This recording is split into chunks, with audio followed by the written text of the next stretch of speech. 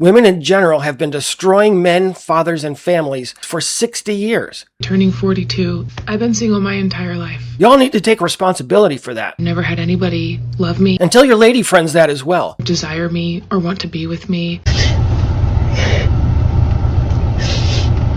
Women continue to ignore facts, data, of their own self-entitlement. Why would either of those guys want to marry you? Seriously, why would anyone want to be with you? This one's for the guys and the ladies. Most guys will get it, but for the ladies, probably not so much. For some reason, most women continue to ignore facts, data, research evidence, and the real-time fallout that's happening as a result of their own self-entitlement and anti-male gender bias in every aspect of relationships and marriage. And actually, that's okay. But if you know a woman who might be open to hearing this truth, I hope that you'll share this with her to help her understand better. Maybe she'll come around. The others will just have to continue crying on TikTok. So here's today's topic. If you're over age 40 and dating or would like to find a relationship, you've probably noticed something very, very frustrating. It stalls time after exhausting time because you're not on the same page. But what if the problem isn't that either of you is actually wrong, but that men and women have different priorities at midlife, especially after divorce, and nobody really takes the time to explain or understand any of it? The post-40 relationship model that I'm about to show you is my own, that I put together 6 or 8 months ago, and I covered it in a previous video about 6 months ago, I guess. And today I want to revisit it with some of that original discussion, and this time also add some guys' responses to it. Now in this video, I'm going to show you the 4 main reasons that people want to get married, how men and women rank them differently, why those rankings shift dramatically after age 40, and then I'll review guys' comments that I analyzed from the first video when I first discussed this topic, so we can get an understanding of their own thoughts and experiences rather than me just explaining them theoretically. And then after that, we'll talk a little bit about why midlife dating feels less attractive for men. Because if we don't understand and explain this marriage and relationship motivation problem, we'll just continue to fuel the gender war. So let's dive into the reasons that men and women want marriage, similarities and differences between them, and men's actual comments about all of it. So at a high level, most people, both men and women alike, get married for a mix of emotional, social, economic, and practical reasons. The weight of each of those reasons varies, of course, by things like age, individual psychology, and other factors, but the 4 core drivers and their relative importance are fairly consistent between the genders. When we aggregate men and women together, most reasons that they want marriage fall into 4 broad clusters that I'll rank in order right now. And fair warning, I am going to put up some graphics up here because I will be bouncing back and forth between some of these topics. So hopefully having that visual on your screen will help you keep up. So number 1 reason, generalized again for both men and women, for wanting to get married is bonding and intimacy. At its heart, this is about connection. It's not just physical or intellectual attraction, but a more sustained closeness over time. Companionship and emotional support live here as well. And marriage promises emotional availability, at least in theory. As the second highest marriage motivation, people want commitment and security, such as reducing uncertainty. Security operates on both emotional and social levels by signaling importance and durability. It reduces the sense that the relationship is temporary. The third reason is family and legacy. Again, we're talking about both men and women collectively. Many people marry to have children and to raise them in cultural or religious norms, and they have a desire to build something that extends beyond just themselves. It's a shared lineage or environment for the next generation. And the fourth reason, this includes economic and legal benefits that marriage provides, including inheritance, things like asset pooling and such. And because, let's face it, marriage is a function of an economic alliance. So at its core, this cluster is about logistical, material, and structural stability. And I want you to take a look at this list that's up here right now and tell me if everything is totally reasonable with the order that it's in, or if the priorities are wrong in any way. Let us know in the comments before I break it down by sex. Again, all of this that we've spoken about so far is aggregated for all people, both men and women alike. So overall, what we notice is that marriage is rarely just about love. It's also about bonding, commitment, family building, and practical stability. And now that we have an understanding of that structure, we can examine how the prioritization and their definitions differ among the genders and how that difference becomes more pronounced later in life. Again, I will be putting these visuals up on the screen to help you keep up. So here's the structure. 4 priorities in order: bonding, commitment, family, and stability. But what does all of this mean? How do we contextualize it? And what does it do? And how does it fit for men today? Here's my breakdown. If you're a man in your 20s or 30s, all 4 priorities are still usually active. You're looking to build with somebody. Now, that could be a great marriage, a career, or even a family legacy, of course. You still want the intimacy and everything else. So at that stage, the lower priorities are still in play, even if you don't consciously think about it. That's the stage at which people are looking to pair with somebody for the stability, resources, and future family structures. But 15 to 20 years later, things really start to shift. What happens when family legacy and resource stability have already been built with that woman from your 20s or 30s, and then it's all blown up?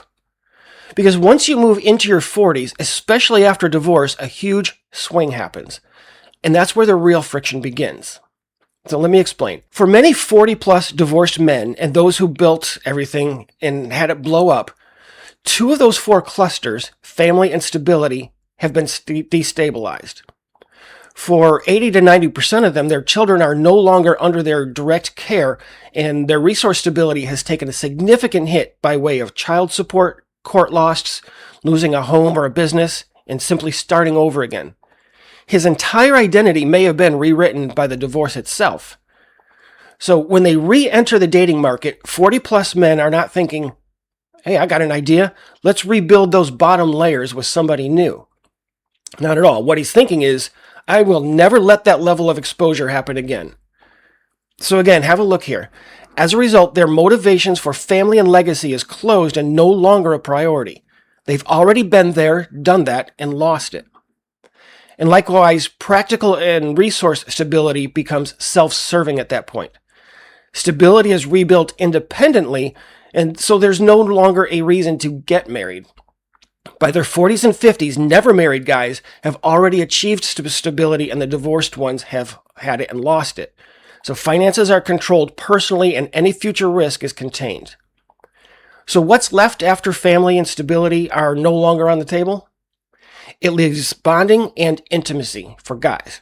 Those 2 priorities do not disappear with divorce or after everything is taken from them.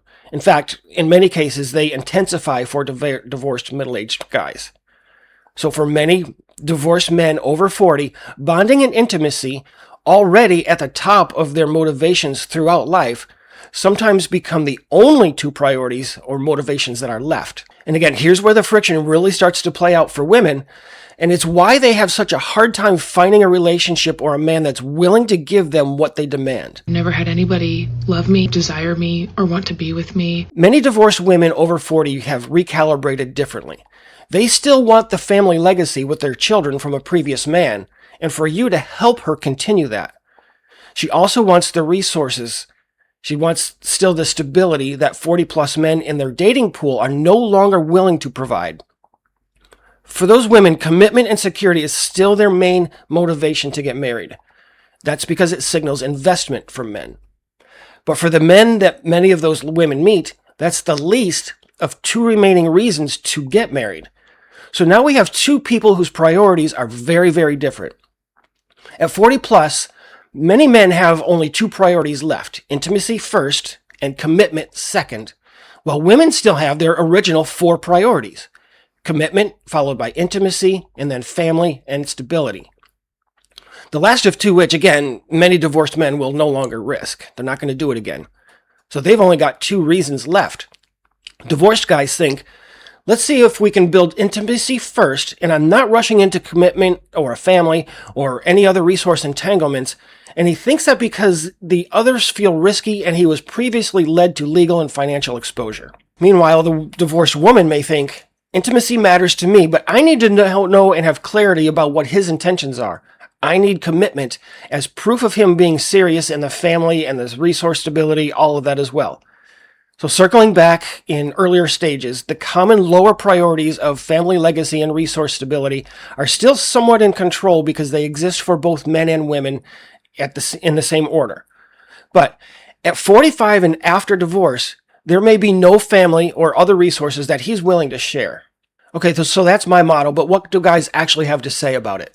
Let's hear directly from them. Here's what I did.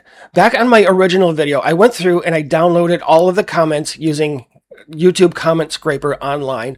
That turned out to be 365 comments. For some reason, there were 55 not included in the download from Comment Scraper. I don't know why. So what we end up with is 159 top-level comments on that video, 206 responses to them. I then put it into ChatGPT and I said, give me 4 main topics from these comments.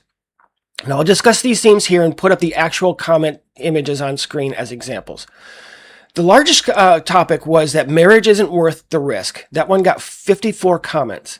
So this was the biggest one by far, and the dominant theme was that many men over 40, especially after divorce, they no longer see marriage as a benefit, but as a legal, financial, and emotional gamble that offers too little upside and too much exposure. The second largest theme from these guys was they still want intimacy and companionship, just not marriage. That one got 41 comments. This was about 1/4 of the comments, and these guys weren't necessarily rejecting women or relationships. Many of them still wanted that companionship and the intimacy, the connection, but they no longer saw marriage itself or even cohabitation or shared finances or anything like that as necessary or even desirable. So what they saw was what I've reported in videos before. It's not the women, it's not the relationships necessarily, it's the legal barriers and exposure that come with it. The third main topic from those comments, this had, I believe, 29 comments, nearly 1 in 5. Men described prioritizing intimacy, flexibility, and lower exposure, while women were perceived as placing more emphasis on commitment, security, and formal relationship structure. The fourth topic was along the lines of children being one of the only remaining reasons that marriage would even make sense. I believe this one got 19 comments. I'll put the actual accurate numbers up on screen if I'm wrong here. I'll put them up even if I am wrong, just as a correction. So about 1 in 8 comments were in this category that tied marriage directly to children, family formation, or legacy. The pattern was that men who felt finished having children saw much less reason to get married, while men who still wanted children were more likely to view marriage as a useful or necessary way to get their children.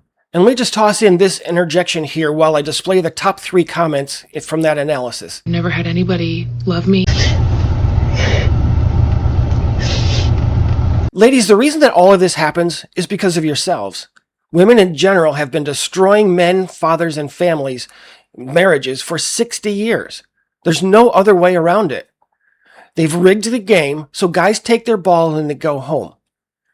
If you're a divorced mother and looking for a relationship, ask yourself, why would a man who is already secure after a lifetime of building on his own, or you've already taken everything from another man, why would either of those guys want to marry you? Seriously, why would anyone want to be with you? Y'all need to take responsibility for that. And tell your lady friends that as well. Tell them that the reason they can't find a man to commit is probably because we know she's already gutted one like a fish, and we just don't trust her because of it. Anyway, back to the model real quick. So midlife dating can feel harder for both because the lower prioritized layers no longer exist for men, as you can see here. He wants intimacy without structural vulnerability. She wants commitment more than anything else. So here's the real question, mostly for the ladies. Are you prioritizing different reasons to get married or in a committed relationship? I also want to hear from you guys. If you're divorced and or married over the age of 40, any combination of those, what's actually at the top of your list right now? Has it changed since your 20s or maybe your 30s or before and after divorce? Drop that in the comments because, as I mentioned, no one discusses this and I'm curious to see what happens in real life. So cheers, y'all. Thanks for watching to the end and use the comment section as your sounding board. I'll see you soon.